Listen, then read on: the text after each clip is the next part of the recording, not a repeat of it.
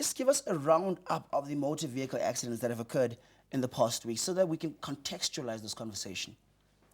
Yes, for the past week, from the 10th of November to yesterday afternoon, there were 65 crashes that happened on our road, 115 people injured, and 7 people passed on.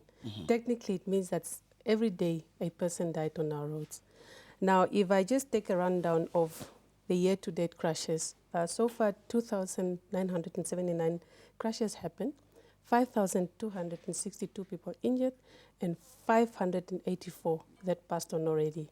What it means is that compared to last year, every month, on average, 58 people die.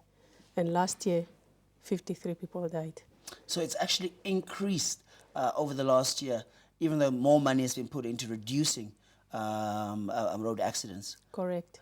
Mr. Ambrosius, given those statistics, how do we redress and how do we refine solutions when we know that resources are being put into something, but we're not necessarily getting the right results?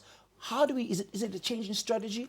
What is the NRCS doing now, given this context? Thank you so much, Patrick. What I would say is the problem is a behavioral problem, number one. Behavioral problem is not something that you change overnight. It takes time. In fact, the behavior to come where it is, it has taken time to develop. For it to be changed, it will also take time. If you have seen other countries like the European countries like France, if you see Australia, and all the first world countries, it has taken them 30 to 60 years for them to change their road safety record.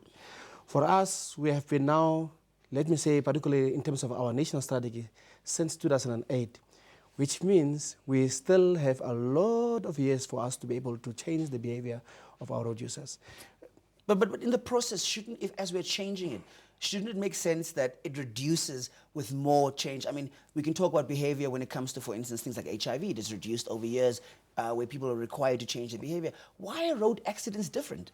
In terms of the strategies that we have put in place, for us to, first of all, reap the first outcomes of our strategy, international experts and local experts believe that it will at least take 10 years for you to see tangible inputs in outcome in terms of the inputs that you are putting in.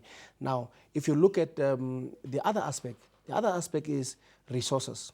We don't have the necessary resources to clamp down on transgressors, on perpetrators, and so on. We don't have the necessary resources. What resources are required and what don't we have? What are we lacking? 2 key resources. 1, human. Second, financial. Government can only put in as much. We have private sector in terms of the sponsors, general sponsors that have sponsored us for the festive season campaign. And the reason why campaigns are sometimes seasonal is because of the availability of funds. Also, that the output of law enforcement officials on the road, they've got other commitments that deal with criminal offenses and so on. So we cannot always have them on the road. And we want the Namibian public, the police themselves, we cannot put out traffic officers all the time on the road. If we start with policing ourselves, I think we can start to solve the problem. Well, you just started mentioning the festive campaign. As we know, festive season is coming up. A lot of people are usually concerned about road accidents because, I mean, there were reports that Namibia might be one of the highest road accidents, in the world. Given this, what is the NCRS doing to ensure a reduction of accidents during the festive season? I think Kapena will also contribute there, but in terms of our agreement that we have of the Motor Vehicle Accident Fund, we have put up a memorandum of understanding on the 12th of September, which we have signed for 5 years, so that we can put a team together with the subsector stakeholders to tackle this issue. From the MVA side, what is the MVA ensuring to do for the festive season?